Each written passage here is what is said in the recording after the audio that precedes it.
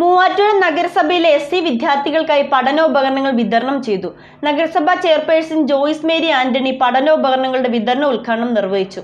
അർഹരായ നഗരസഭാ പരിധിയിലുള്ളവർക്ക് വാട്ടർ ടാങ്കുകളും ഇതോടൊപ്പം നൽകി.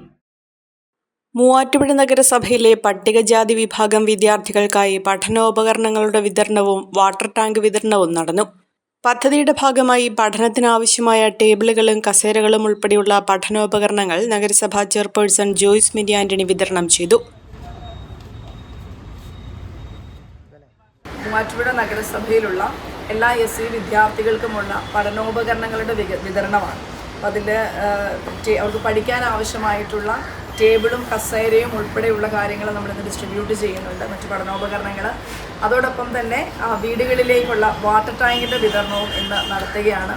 കഴിഞ്ഞ വർഷത്തെ പദ്ധതിയായിരുന്നു, അത് പൂർത്തീകരിക്കാൻ കഴിഞ്ഞതിൽ ഒത്തിരി സന്തോഷമുണ്ട്.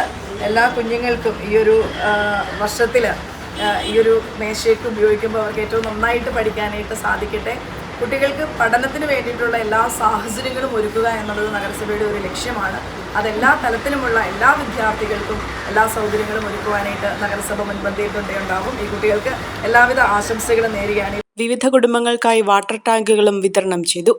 ചടങ്ങിൽ ക്ഷേമകാര്യ standing committee chairman CM Shukkur അധ്യക്ഷത വഹിച്ചു. സ്റ്റാൻഡിംഗ് കമ്മിറ്റി ചെയർപേഴ്സൺമാരായ അസം ബീഗം, ജിനു മടയ്ക്കൽ, കൗൺസിലർമാരായ Majeed Mangadan, Saji TA, Shabeena TE, Shitha Rani Thomas, Rajani Sajeev, Jaya Sugu, Shirley Paulose, Muhammad Cherukappally, Jasmine Ummer തുടങ്ങിയവർ ചടങ്ങിൽ പങ്കെടുത്തു. അഹല്യയിലെ വിദഗ്ധരായ ഡോക്ടർമാരുടെ ചികിത്സ കൊണ്ട് എനിക്ക് എന്റെ കാഴ്ചശക്തി പൂർണ്ണമായും തിരിച്ചു കിട്ടി. ഇപ്പൊ എനിക്ക് ഈസിയായി വായിക്കാം. നേത്ര സംരക്ഷണത്തിന് നമ്മുടെ Ahalya. Ahalya foundation eye hospital, കേരളത്തിൽ എല്ലായിടത്തും.